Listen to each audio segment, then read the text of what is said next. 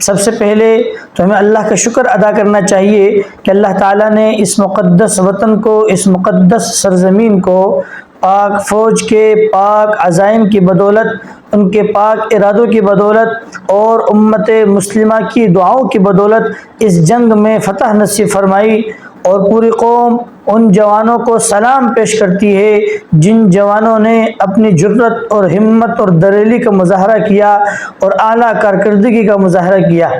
دوسرے نمبر پر پاکستان نے انڈیا کے رافیل طیارے وہ جنگ کے دوران بھی گرائے ہیں، لیکن جنگ سے پہلے بھی ایک رافیل طیارہ گرایا ہے۔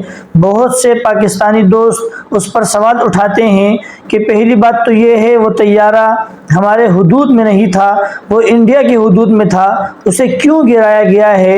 اور دوسری بات یہ ہے کہ اگر گرایا گیا ہے تو اس کا ثبوت دیا جائے، اس کا ملبہ دکھایا جائے۔ آئیں سنتے ہیں کہ مفتی عبدالواحد قریشی صاحب دامت برکاتہم العالیہ نے ان سوالات کے کیا جوابات دیے ہیں۔ دشمن اتنا خوف زدہ ہے ہمارے ملک کے ڈیفنس سسٹم سے کہ اس نے ابھی تک دوبارہ جہاز ہمارے نہیں بھیجے۔ انشاءاللہ ابھینندن آیا تھا، فینٹاسٹک ٹیم پی کے گیا ہے، اس نے سب کو بتایا کہ گزارا کرنا وہاں نہ جانا، اس لیے میزائل بھیجا، ڈرون بھیجے، بندے نہیں بھیجے۔ لیکن جو سرحد کے قریب جہاز ان کے آئے ہیں، مثلا رافیل کو جو فیل کیا گیا ہے، یہ ہمارے لوگ سمجھتے ہیں ملبہ دکھاؤ، ملبہ کہاں ہے؟ یہ ملبہ تو ہم تب دکھائیں جب ہمارے ملک میں گرے، تو پھر کہتے ہیں پھر ان کے ملک میں کیوں گرایا؟ وہ تو اپنی فضا میں تھے۔ بھائی اس کے لیے بھی جنگی اصول ذہن میں ہونا چاہیے، کچھ انسان کی عقل اور خرد کام کرے تو تب بات سمجھ آئے گی۔ دیکھیں دنیا میں یہ اصول ہے کہ لائن آف کنٹرول کے قریب وہ طیارہ اڑ سکتا ہے جس کے پاس اسلحہ لوڈ نہ ہو۔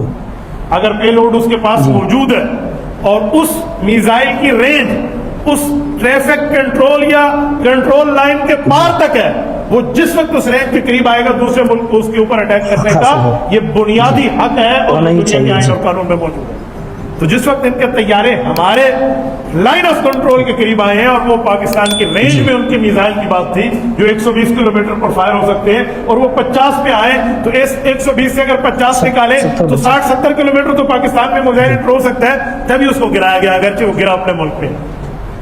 ہمارے والے سمجھتے ہیں ہمیں ملبہ دکھاؤ، تو ملبہ کیسے دکھایا جائے گا؟ تو وہ تو وہاں گرا ہے، اور انڈیا کی میڈیا نے شروع میں ایکسپٹ کیا ہے، ان کے ثبوت موجود ہیں، لیکن بعد میں انہوں نے بات کو آگے پیچھے اور اوپر نیچے کر دیا۔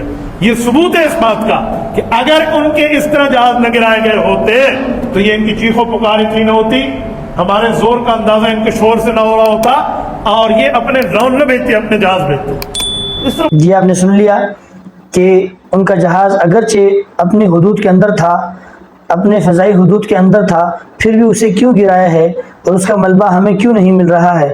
دونوں سوالوں کا جواب حضرت مفتی صاحب نے اچھے انداز میں سمجھا دیا ہے۔ اللہ تعالیٰ سے دعا ہے کہ اللہ تعالیٰ اس ملک کو سلامت رکھے اور اس ملک کے واسیوں کو سدا خوش رکھے، آمین۔